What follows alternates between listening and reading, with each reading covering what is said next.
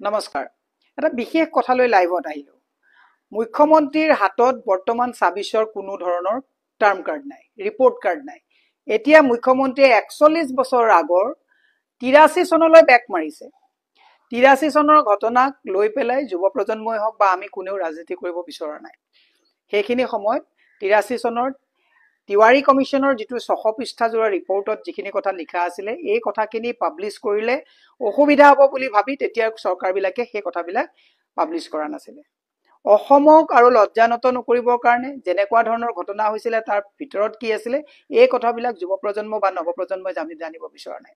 জুবিন গাৰ্গৰ মৃত্যুৱে এটা কথা জুবিন গাৰ্গে ইয়াতে এটা নীতি দি থৈ গ'ল যে ইয়াত হিন্দু মুছলমান জাত পাতৰ ৰাজনীতি ইয়াত নচলিব সকলোকে এটা মানুহ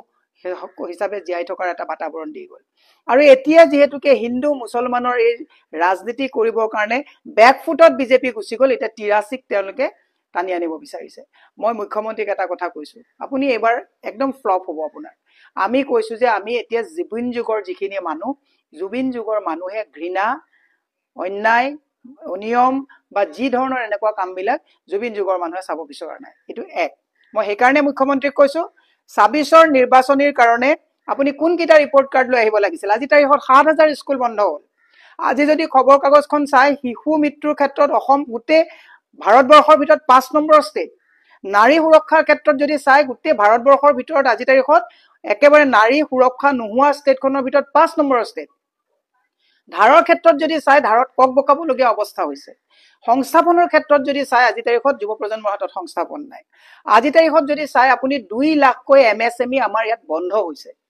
এই কথাবিলাকৰ প্ৰতি স্মাৰ্ট মিটাৰে মানুহক মাধমাৰ দিছে গুৱাহাটীত কৃত্ৰিম বানপানীত মানুহ ককবকাই থাকিবলগীয়া অৱস্থা হৈছে এই কথাবিলাকৰ ৰিপৰ্ট কাৰ্ড নলৈ কোৰ আপুনি ৪১ বছৰীয়া পুৰণা এটা অধ্যায় আপুনি লৈ আহি পেলাই নিৰ্বাচনী বৈতৰণি পাৰ কৰাৰ কাৰণে শুনিছো বোলে আপুনি এই গোটে ৬০০ পৃষ্ঠা জোৰাৰ গোটে তিৱাৰী কমিশনৰ গোটে ৰিপৰ্টটো বোলে আপুনি এবাৰ বিধানসভাত উঠাব আৰু এটো বিলাব ডোন্ট ডু দ্যাট মুখ্যমন্ত্ৰী আপুনি দায়বদ্ধ হওক এই কামবিলাক কৰি পেলাই অসমখনক আৰু লজ্জানত নকৰিব আপুনি তৃতীয় কথাটো মই আপোনাক কৈছো জুবিন গাৰ্গৰ যেটো জুবিন ক্ষেত্ৰত সেই দিনাখনলৈকে জুবিন ক্ষেত্ৰত কোনো অপ্ৰীতিকৰ ঘটনা ঘটা নাছিল কোনেও মত তাত বাকি দিয়া নাছিল লক্ষ লক্ষ মানুহ জুবিন সমাধি ক্ষেত্ৰত গৈ আছে জুবিন ক্ষেত্ৰত গৈ আছে কিন্তু যি দিনাখনৰ পৰাই আপোনালোকৰ তাত মানুহবিলাকৰ প্ৰৱেশ হ'ল সেই দিনাখনৰ পৰাই তাত অশান্তি আহিবলৈ আৰম্ভ কৰিলে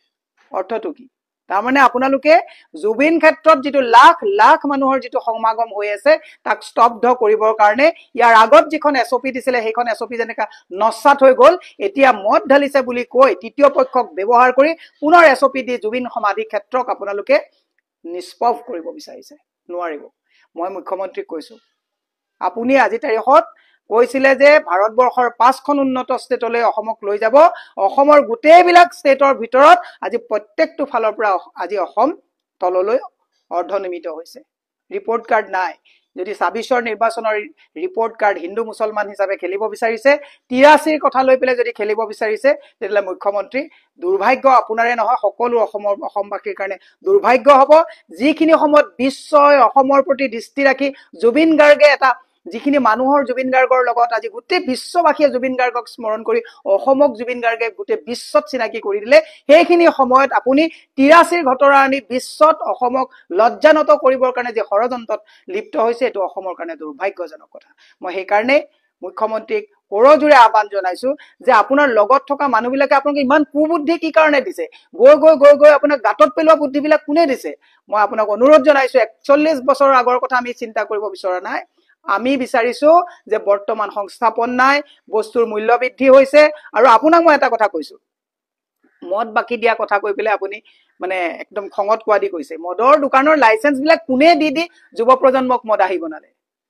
হুটা আপুনিয়ে নহয় জানো সেইকাৰণে মই মুখ্যমন্ত্ৰীক দিগলীয়া নকৰো কাৰণ মানুহৰ সময় নাই মুখ্যমন্ত্ৰীক মই এটা কথাই আপোনাক অনুৰোধ জনাইছো ৮৩ৰ ট্ৰাম কাৰ্ড লৈ ২৬ত আহিব নালাগে জুবিন গাৰ্গৰ মৃত্যুৰ সঁচা ন্যায়িক তদন্তৰ সঁচা ন্যায় দিয়ক আপুনি চৰকাৰ গঠন কৰক কংগ্ৰেছে আপোনাক বাধা নিদিয়ে ৰিপৰ্ট কাৰ্ডটো কামৰ দেখুৱাওক ৰিপৰ্ট কাৰ্ড হিন্দু মুছলমান আৰু ৮৩ ৰিপৰ্ট কাৰ্ড লৈ ২৬ৰ নিৰ্বাচন মই বৈতৰণি পাৰ কৰা নিকৃষ্ট কাম নকৰিবৰ কাৰণে মুখ্যমন্ত্ৰীক আমি অনুৰোধ জনাইছো ধন্যবাদ